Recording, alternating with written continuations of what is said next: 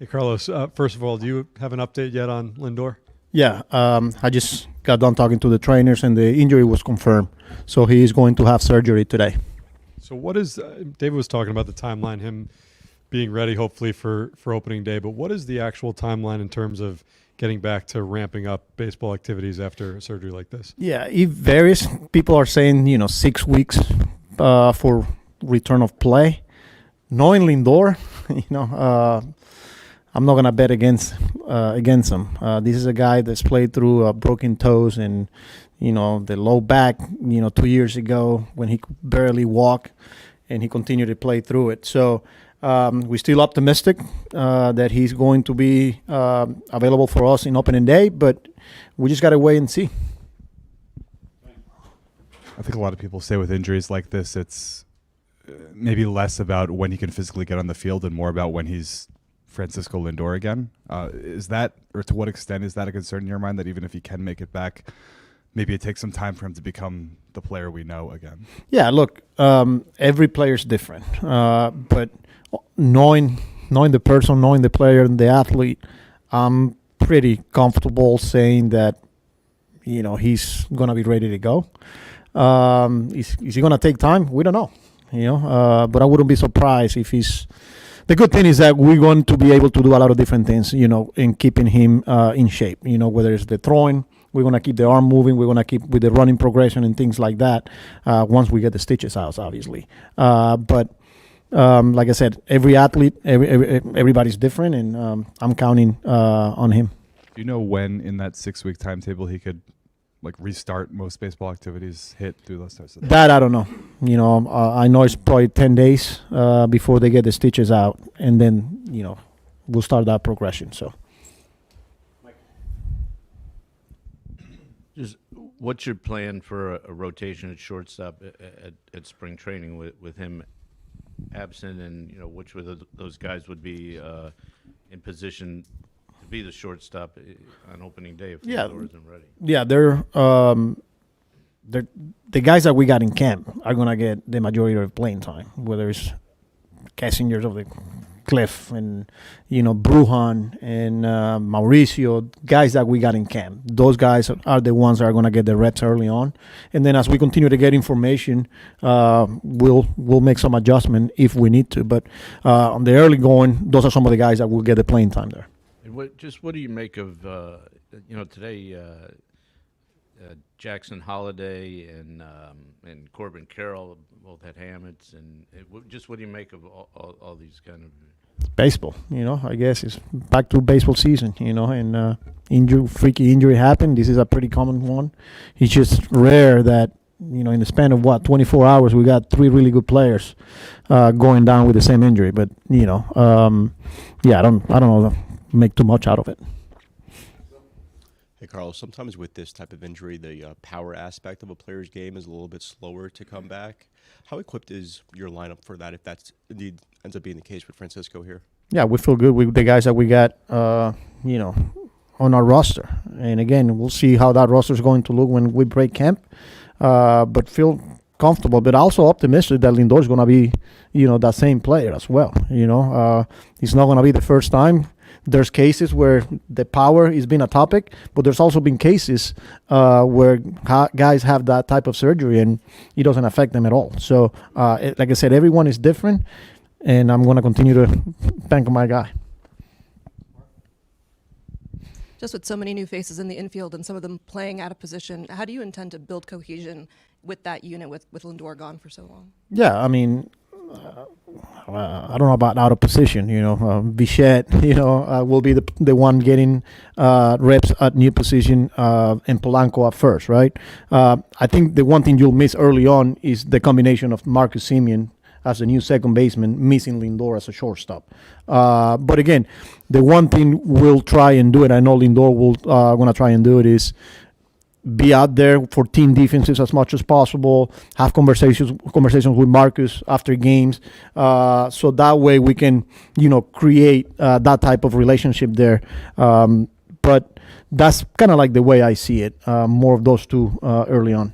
But with an injury like that, is he able to start fielding first or hitting first, or does it all just come together? Yeah, the fielding is going to be, we got to wait until the stitches and all that. But the arm, the good thing is not the throwing arm. So the fielding portion is the one that is going to take probably a little bit of time because of, the impact there on the hand. Just, Carlos, at what point did you kind of become aware of this? Is this something you kind of knew about in previous years or anything that he was playing through? Or And I think the only time that he feels 100% is day one of spring training since I've been here. After that, he's always, and that's who he is, right? So he mentioned it the past couple of years, but he came and went, right?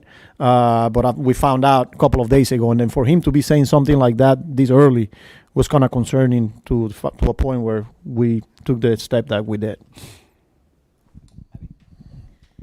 With Mauricio getting reps at shortstop, he hasn't done a whole lot of that since the knee injury. How much could that impact him, or would it impact him? Well, the good thing is he finally fully healthy. For the past couple of years, he's not on a running progression. He's not on doing backfield activity. He's a full player for us. He play a lot of winning ball, and yeah, he's one of those where he hasn't played there much, and we're going to have to get him ready. But he's so used to, he came up as a shortstop. It's not something that you'll forget. As long as he's healthy, which he is, I don't think that's going to be an issue. Carlos, 2 years ago when you started, you talked about spring training, having to get up to speed with everybody, to know all the players, to know all the coaches. You have all new coaches again now. You have a lot of new players, and some playing in different spots. How hard is that to go through that again, just a couple years later, or what kind of challenge is that to get through? It's part of what we do, every year. Yes, this is different, obviously, with a lot of new faces from the player side and from the coaching side of things, but it's going to be a priority of ours, building the relationships, earning the trust. There's going to be a lot of communication, and not until we start playing games, whether it's the language in the dugout with the new coaches, the signs with the base coaches, and then some of the new faces, whether they're position players, whether they're playing different positions, whether, the relievers. It's going to take some time, but again, I'm confident and comfortable with the guys that we brought in here, and it's something that we're used to, pretty much. Is it compounded at all by the fact what you're trying to get past from last year, just because last year was such a disappointing finish? Does that weigh on you at all, in addition to trying to make all these changes, or have you been able to just kind of flush that? And yeah, I mean, look, I was able to flush it, because we got to work very quickly after, we got done. And then you start thinking about this day, day one of spring training, pitchers and catchers, and then you look forward for the full squad gets here. But you just got to move on. You learn from it. And now we got a great opportunity in front of us. Carlos, at the Bichette press conference, you were saying you were playing around with potential top of the lineup configurations. Have you settled on anything 1 through 4, and does Lindor's injury impact any of it?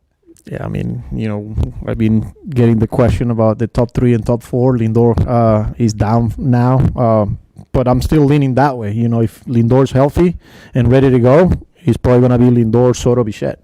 And then maybe, yeah, I got good choices there. I can play around with lefty, righty, lefty if we need to. Load up lefties, load up righties. But yeah, feel good with the options that we got here. Is there any world in which you would give Bichette shortstop reps? As of right now, that's not on the table. But again, this is a guy that's played shortstop. So if we got to get to that point, that transition is not going to be as hard, So right now we have to make sure we get him comfortable at third base, and that's where he's going to be getting his work defensively. And totally different topic. I think you were out there watching Kimbrel throw his side earlier. I know it's a side session. It's February 10th or whatever. But what did you like, and just more generally speaking, what do you think? Yeah, the changeup. I think that's a pitch that he started throwing last year, because I was like, where that came from, So it was encouraging.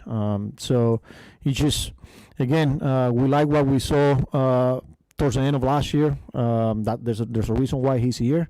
That brings a lot of experience. But watching him today, especially like I said, with that changeup, was pretty encouraging. Carlos, what are your expectations for Senga this spring, and what would it mean for you guys if he can stay healthy and pitch at a high level? He needs to be healthy. You know, when he's healthy, we know the type of pitcher he can be. You know, people saw it here in 2023. We saw it for the first 2.5 months last year, how effective he was. And then he got hurt, and he wasn't able to be himself again. So my biggest expectations here is we need this guy healthy. If he's healthy, he's going to help us.